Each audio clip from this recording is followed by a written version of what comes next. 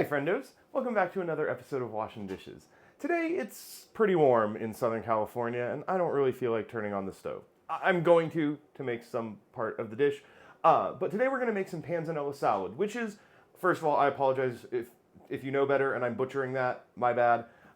It's essentially a bread salad, so it's going to consist of some bread, some tomatoes, fennel, watermelon, and cucumber with some oregano. I'm going to pickle the watermelon rind, which is what I'm going to turn the stove on for, and I'm going to do that with some mint and lime. It's going to be very tasty. So let's not waste any time and hop to it. I'm sure traditionally you would have, used like yesterday's bread before you went to bed. You would tear it into pieces and kind of spread it out to sit overnight.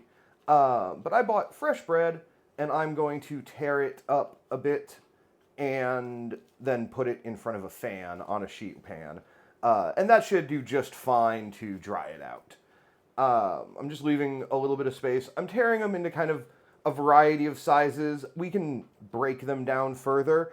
One of the things about this dish is that the bread is dry and then soaks up the dressing and kind of rehydrates. So having a variety of textures of dryness within the bread gives you a variety of textures of moisture level once the dressing hits it. And the other things that we're adding also have moisture and will contribute to that as we go along.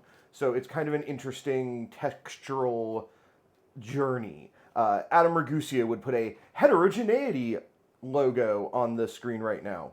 Maybe editor me did that. We'll see. I'm going to get the rest of this bread torn up, and then we will go ahead and get on to the veg prep.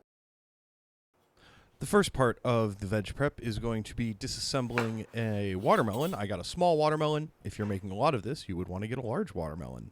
Anyway, we're going to peel this by running the knife around the outside. The first cut is a bit of a trick, but from there you can kind of gauge how thick the skin is, or the rind, I guess, by looking at the parts you've already cut.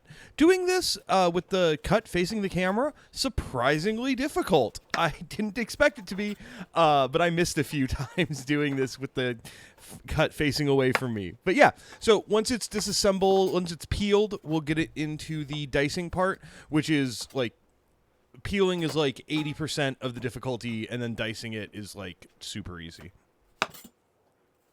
And to do that, I'm just going to split it in half so that we have a stable base, and I'm going to run the knife across it horizontally to get some layers. Then I'm going to run the knife across it vertically to get some sticks, and then I'm going to run the knife across it the third way to get some cubes. Planks, sticks, cubes, anytime you're dicing. And watermelon cuts super easy. You just have to be careful. Your knife is going to follow the path of least resistance, so just make sure you keep a good hold and angle on your knife so that you get nice straight cuts, because otherwise, because you're cutting through a lot of something, it can cause your knife to wander a bit. A big knife helps with this, a sharp knife helps with this.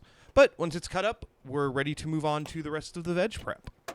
Next up is some fennel, and we're just going to cut the tops off, pull the outer leaves off, and then chop the stems into bite-sized pieces and use a mandolin to shave the bulb nice and thin.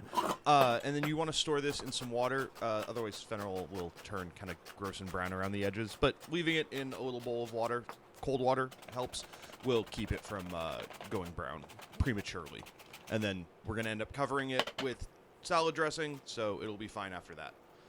And then the final piece of veg that we need to do prep for is going to be a Persian cucumber, which my grocery store happens to sell in shrink wrap, so they're nice and clean, which these are just going to get cut in half so they're a little more manageable.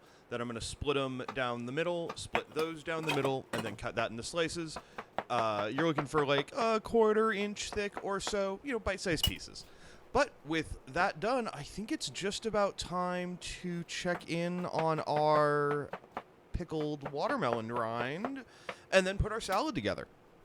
Those watermelon rinds are pickled and ready. If you would like details on how I made these pickled watermelon rinds, I will post a short that should be linked in the description, and that'll give you the recipe and just kind of a quick blow by blow of how I put them together and what kind of seasonings and stuff that I used. If you want to just try this yourself, they're basic quick pickles. You just vinegar, water, salt, seasonings into a jar, throw them in the fridge. Easy peasy. To make a salad, you generally need a salad dressing. So we're going to take some of our kind of not quite square pieces of watermelon, pop those in the blender with some fresh oregano, some Dijon, and some red wine vinegar, and of course some salt and pepper. We're going to give that a whirl just to get it kind of all combined into a little bit of a paste. And then we're going to go ahead and stream in some extra virgin olive oil until we have a nice emulsion. I ended up needing way more of this than I made in the blender, but this blender batch is enough for the taste test at the end. But yeah, this dressing came out great. I will put actual quantities in the description. But really, really, dressings are especially one of those things where every ingredient is kind of to taste and texture preferences of the maker.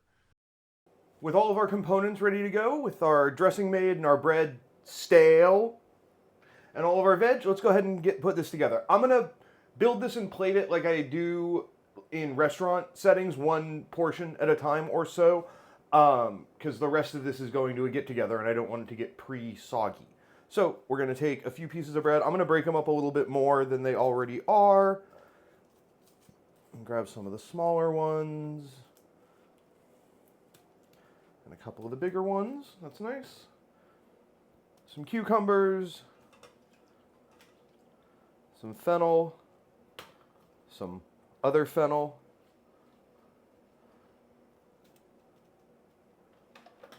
And then, I think these tomatoes are going to warrant getting cut in half. Even though I'm not a big tomato fan, they're a good addition to the dish. There we go. I'm going to throw a few leaves of fresh oregano in here.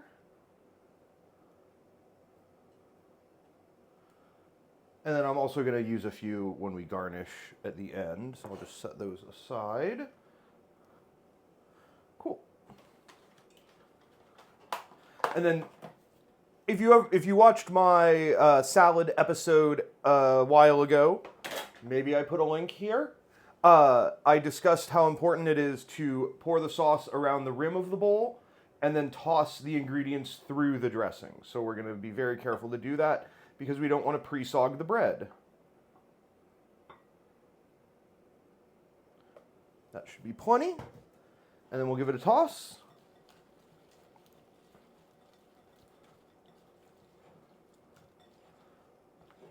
And then I will bring you in close for the plate up.